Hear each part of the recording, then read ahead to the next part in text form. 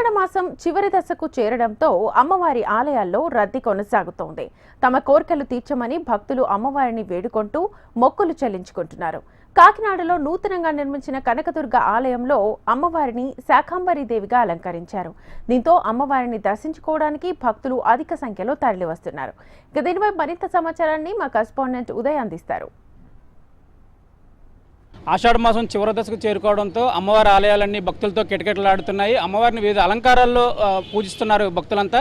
ఇప్పుడు మనం కాకినాడలోని సినిమా రోడ్లో ఉన్న కనకదుర్గ అమ్మవారి ఆలయంలో ఉన్నాం. ఇక్కడ అమ్మవారికి శాకంబరి అలంకారంలో వివిధ రకాల పండ్లు కూరగాయలతో అమ్మవారిని అందంగా అలంకరించారు. అమ్మవారిని దర్శించుకోవడానికి అయితే భక్తులు కూకట్టిన పరిస్థితి అయితే ఉంది. ఇప్పుడు మనతో మాట్లాడడానికి ఆలయ అర్చకులు ఉన్నారు. స్వామి చెప్పండి, ఈ శాకంబరి అలంకారం యొక్క విశిష్టత ఏంటి? ఉదయం నుంచి అమ్మవారికి ఏ పూజలు అర్చనలు చేశారు?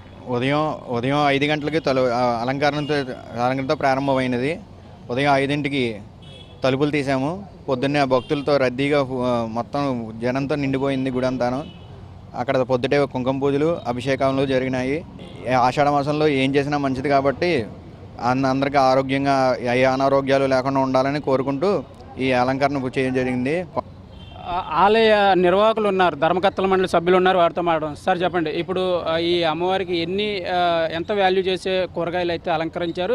ఎంతమంది ఈ అలంకరణలో మీ సభ్యులు పాల్గొన్నారు? అసలు ఎప్పటి నుంచి ఈ అలంకారం స్టార్ట్ అయింది? ఈ అమ్మవారికి అవతారం నిమిత్తం 3 రోజుల నుంచి మా కమిటీ వాళ్ళు అందరూ కూడా కూరగాయలు, పళ్ళు అన్నీ కూడా సేకరించడం జరిగింది. ఇంచుమించుగా కూరగాయలు అయితే ఇంచుమించుగా పళ్ళు అయితే 3 లక్షల రూపాయల వరకు కూరగాయలు, పళ్ళు అన్నీ కూడా అమ్మవారికి స్వచ్ఛందంగా తెచ్చిచ్చారు అందరూ. నిన్న అయితే ఇవన్నీ కూడా డెకరేషన్ చేయడానికి 175 మంది వరకు ఆడవాళ్ళు స్వయంగా వచ్చి ఈ అమ్మవారి అలంకరణలో అందరూ కూడా సంతోషంతో చేశారు.